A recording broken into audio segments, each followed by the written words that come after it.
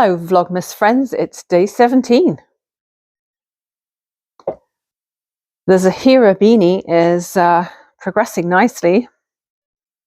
I did my 16 rounds of ribbing all over again with the correct size needles. And then I did 8 rounds of plain stockinette with the larger needles. So the next thing I need to do is check the pattern again for the cable crossing round, which of course I can't do while I'm using my phone to film myself. So I will be doing that next. I've got Kate of the Last Homely House queued up. Her Sunday video is out.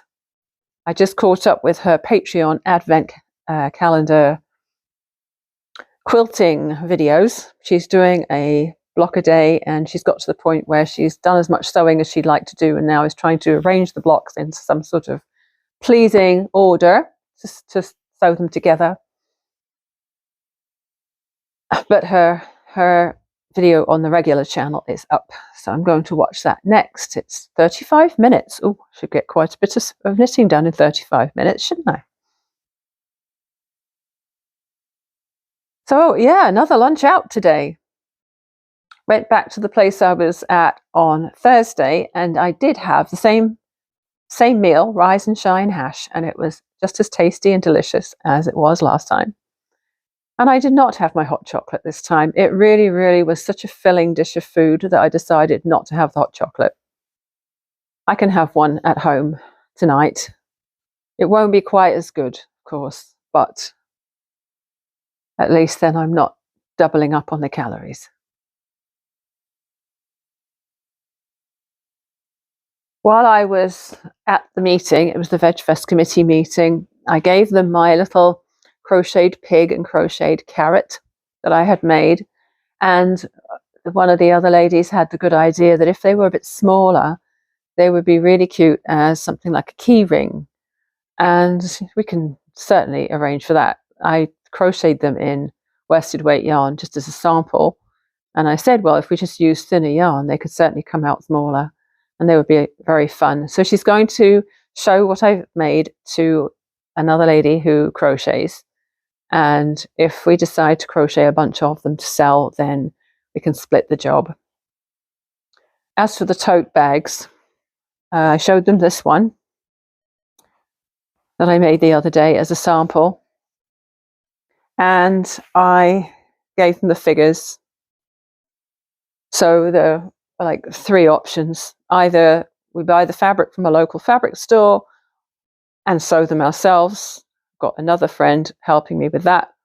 Or we buy the fabric online, but actually that turned out to be more expensive. Or we just buy them from Amazon in bulk, which was the cheapest option. And I think we were really, really hoping that the fabric shop would act as a sponsor by donating the fabric, because we don't really want to have to fork out $400 or $500 in the hope that we'll sell them all and make a profit. So my job now is to see if we can figure out how to get the fabric for free. I don't mind covering some of the cost myself, but it would be nice to see if I can get some funding from somewhere else.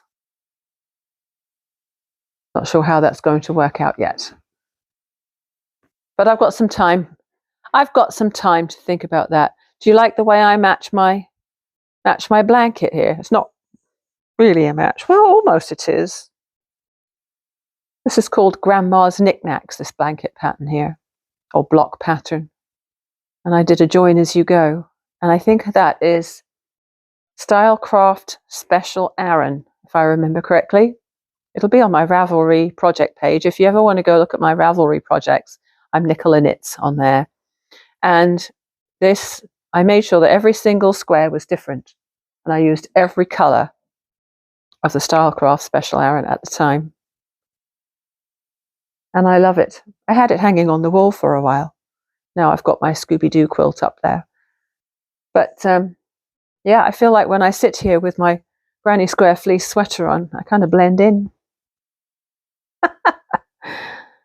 Granny Squares rock. So yeah, I'm itching to make a bit more progress on this beanie. And at the same time, I kind of like to make more stuff for gifts. I've got a couple of commitments tomorrow. And then on Tuesday, I have my friends coming over for a little Christmassy thing. And I think I did see a really fun craft, which was a pom-pom tree. And all you need is 5 sticks in 5 different lengths, from small to long. And then you just hang it up, and then you hang pom-poms from the sticks to make them look really fun and colourful. And I put that idea up in the group, but nobody responded to that. But I've had a different idea since then. I'm thinking birdseed feeders, because it's Yule, it's pagan festival coming up with solstice coming on Thursday. Yeah. And I feel like we should do something for the wildlife. So I'm going to Google more ideas for birdseed feeders, but another thing I need to pick up is birdseed. I have apples and peanut butter, and actually I've seen an idea for apples, seeds, and peanut butter. But they use gelatin in it, which obviously I am not going to use. So I think that another idea I've seen, which we have actually done before a long time ago when the kids were small, is get pine cones and you roll them in peanut butter and then you roll them in birdseed. So between the apples and the pine cones and the peanut butter and the birdseed, we'll figure something out. And I'd like to get my friends maybe doing that craft while they're here, in case they want a break from the knitting, crochet, or whatever other craft they may bring with them. Something to think about. My head is too full of ideas right now. Did you watch the Harry Potter movies or read the books? I read the books multiple times because the first one came out, I think, when my first son was about 7. And so, I mean, he was a really good reader at that point, but I think I ended up reading the first Harry Potter book to my kids as soon as they came out. And the oldest one at the time was old enough to read them himself. But each time a new one came out, I read it out loud. And I think, how many were there? 7? I have read every single Harry Potter book out loud, some of them more than once. And I've also watched the movies. And the point I'm trying to make, I'll get there in a second, is that Albus Dumbledore had a thing called a pensieve. And he used to open up a cupboard in his office, and he got his wand when his head was too full of things, and he would touch his wand to his head and draw out a thought and put it in the pensieve, and it would store it in there. So it wasn't in here, it was in the sieve or the bowl. It was a lovely bowl in the movie. It was a beautiful bowl with swirly water or liquid in, and it would hold the thoughts that he didn't want to have cluttering up his brain. And I have often wished I had something like it. The closest thing I have to that would be pen and paper, make a list. Because if I've written it down, then I know I don't necessarily have to hold it in my head in case I don't forget it. And I think a lot of us, I don't know if it's so much I don't know if it's something just a product of my generation where everything was pen and paper before the digital age happened. I sound so old now. But hey, when I was at school, it was primary school, it was learning how to write in pencil and then a proper fountain pen with ink. And I don't think I really wrote with ballpoint pens until I was in secondary school. And when I started to learn to type the year after I left school, it was mostly manuals in the classroom. Well, it's partly manual and partly electric typewriters. And so an electric typewriter was quite the innovation at the time. And I didn't start to use computers until a few years later. And now I'm really dating myself. I mean, I'm as addicted to my phone as the next person, but I still love pen and paper, pencils, colored pens, friction pens. Sometimes I think I should get another set of those watercolor pencils, which I went through an absolute craze of for a while because they're just so lovely to use. One of the things I do on Instagram is I follow, I think her name's Andrea Nilsson, and she does simple watercolor paintings, and she makes it very easy and accessible for ordinary people like me who've never considered themselves arty to do something with watercolor paint that looks really lovely. And I haven't actually pulled the watercolor paints out of the drawer yet, but she has inspired me to give it another go at some point. Right now I'm still stuck in my thread and yarn and paper. Well, that turned into quite the ramble. I am going to switch you off now because I want to watch Kate and work on the next round on my beanie. It's getting kind of dim in here. I might have to turn a light on soon. It's only about 3 o'clock, but being a grey day and pretty windy, my tree is blowing around out there like crazy. It's, yeah, a little bit grey in here too. Do you ever get sidetracked? We all get sidetracked sometimes, don't we? I had a nice brisk walk in a windy, cold, dark evening earlier because I felt like I shouldn't just sit down all evening. And I took a flashlight because I was on my own and you never know what's out there sometimes.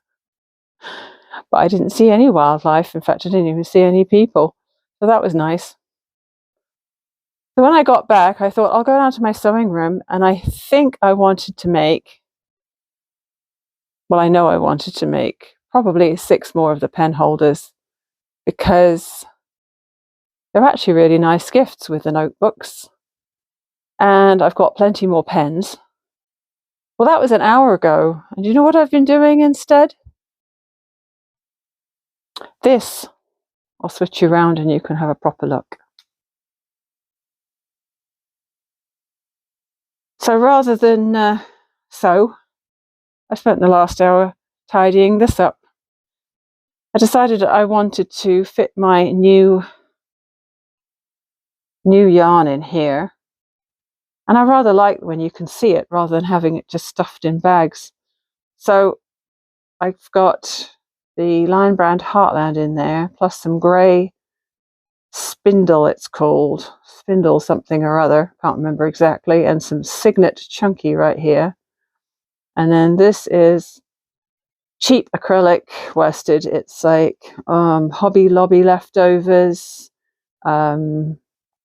Michael's Loops and Threads Craft Smart, maybe some Bernat, not Handicrafter, but Bernat Super Value or something. And then I've got in here, there's my Serta Jewel spun, and there's my leftovers of my Scapious Truly Scrumptious, some really cheap chunky, which was the generic brand, and then a little bit of random acrylic right there.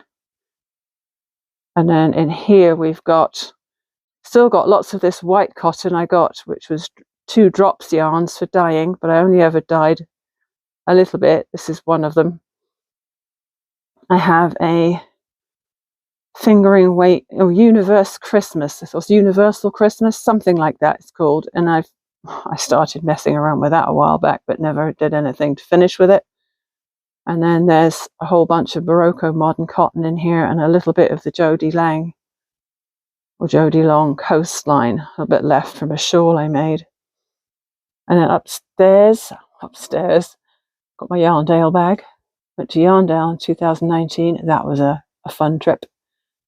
Whole bunch of cotton in here, including a whole bunch of Scapious Soft Fun mini balls, which I need to finish. And there's my bag that I made not long ago. In here, I've got a bunch of dishcloth cotton and scrubby sort of dishcloth stuff, and then a bunch more cottons piled on top. And then in here I've got needles and hooks. So I haven't done anything with the fabrics along the bottom. They don't look too bad. This probably shouldn't quite look quite that untidy. So there's my quilting cottons, my buttons. And then here I have my so far unused Christmas cottons that I have left for making gifts. I have plenty of the fun twill tape with the snowflakes on. I've still got these 2 bits of felt and yarn, cotton yarn, cheapy stuff out in case I make any more of the teacup coasters. And then I have these in prime position because, as I say, I want to make about 6 more of the pen holders. So I am going to get on with that because tomorrow I need to go shopping. I need to go to the supermarket. I need to go to the dollar store for some more notebooks, and also birdseed and cheap peanut butter for the craft for Tuesday. And I need to go to health food store for a couple of things. So yeah, I'll tidy this crappy little pile up. And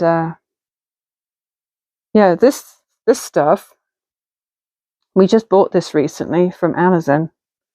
It's a really massive roll of cord because we were looking to buy some expensive tiebacks for the curtain upstairs that goes out to the deck, and it didn't make sense because it was just too expensive. So my husband saw some ones that looked like macrame knots online, and we decided we could make them ourselves. So this is going to be turned into some sort of curtain tieback. Oh, and it's starting to fall to pieces. I should have left the zip ties on it. I had a bit of a clean out of a bunch of crochet that I had done way back when, but I wanted to keep this one. This is made in a nice cotton yarn. I think it was a Stylecraft yarn that I won in a giveaway, and I used it, I can't remember what I used it for, but this was obviously something that I had left over. And I think I can use this. Oh, the colours are not coming out very well in the artificial light.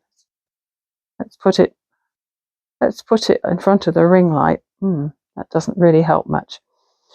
So, yeah, sorry, a bit messy over there. I thought maybe I would sew that to some denim. When I'm upcycling some denim, I thought it would make a nice patch. So I've stuffed all the acrylic ones in a bag, a clear bag, probably to throw to the thrift store. But this one I'm keeping. This is the rather messy pile of DK acrylic, which I am making the granny square pants from. Underneath there is what I've made so far, which, as I said, I think I've said before, I may be rethinking that. And that's all the colours that I decided were ones that I would use for something else, because I have so much of it. I started out with about 3 kilos of yarn, and the squares I made only used about 800 grams, so I have lots left over. And then there's a whole ton of other crap underneath the table, which we won't talk about.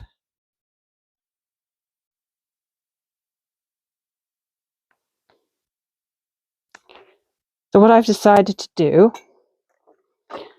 is make 6 more of these. I only actually need 5 in theory,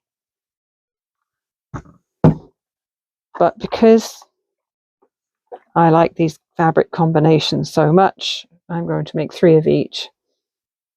So the pen pouches will have the red dotty fabric as their main, And then the front pocket will be the gnomes.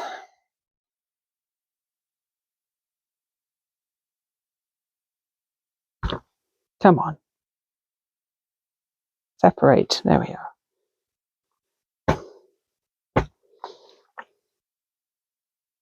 I just need to cut my interfacing as yet. Anyway, so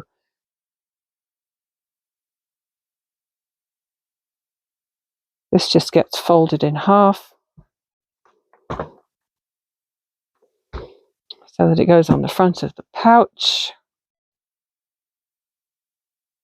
I need to interface one side of my background fabric.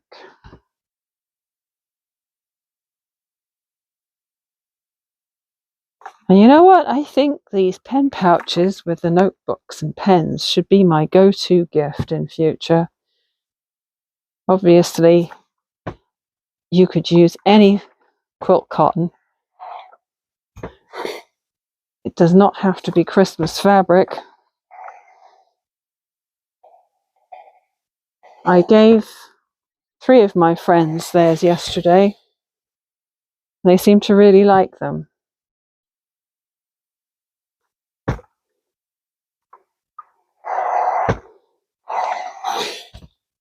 I'm not seeing them again before Christmas.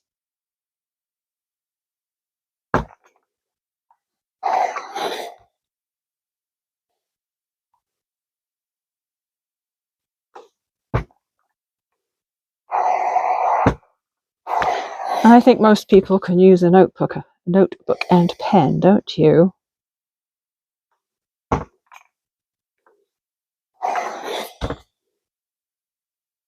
Right, I just need to cut my interfacing now. So the interfacing is cut just a little smaller than the fabric. Now this pattern, no, it's not really a pattern, it was a tutorial, is on Christine's Home Affairs YouTube channel. And I will do my best to remember to put a link. I've given you the link before in a previous video, but you may not have seen that one. So there you are. My fabrics are ready for that guy.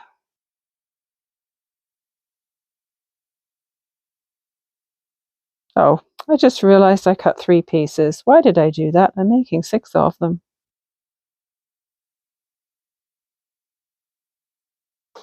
Try not to iron directly onto the interfacing. It doesn't like that sometimes.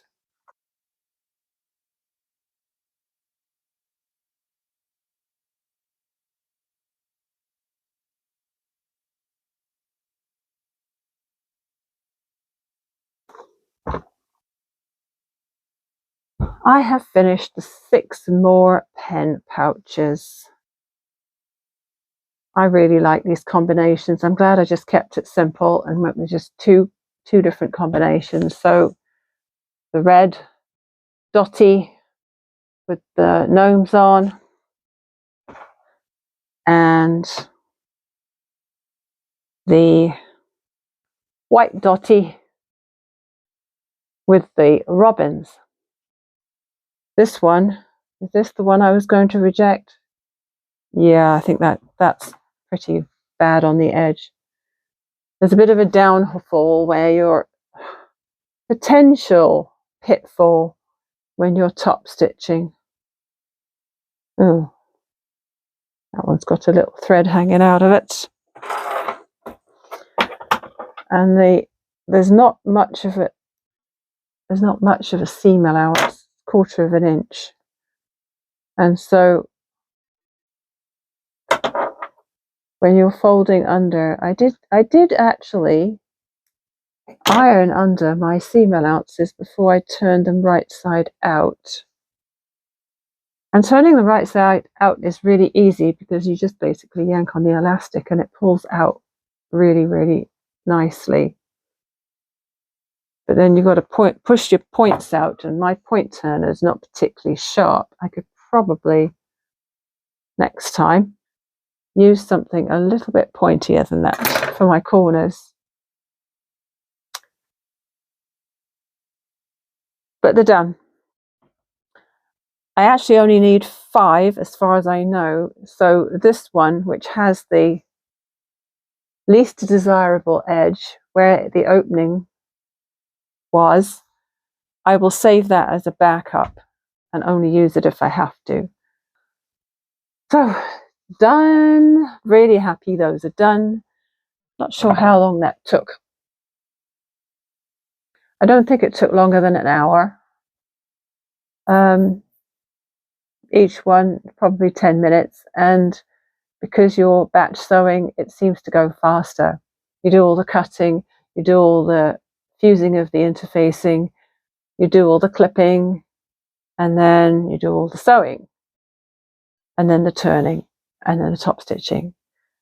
And I always use my friction pen, which is a heat erasable pen. I know they warn you that they're not really supposed to be used for fabric, but I do.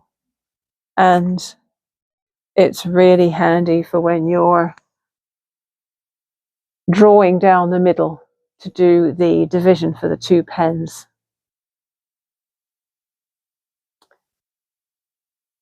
So that is done.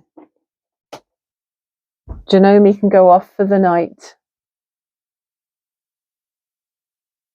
So that's me done for today. Thanks for spending Vlogmas day 17 with me. And I will see you tomorrow again for something else. Bye for now.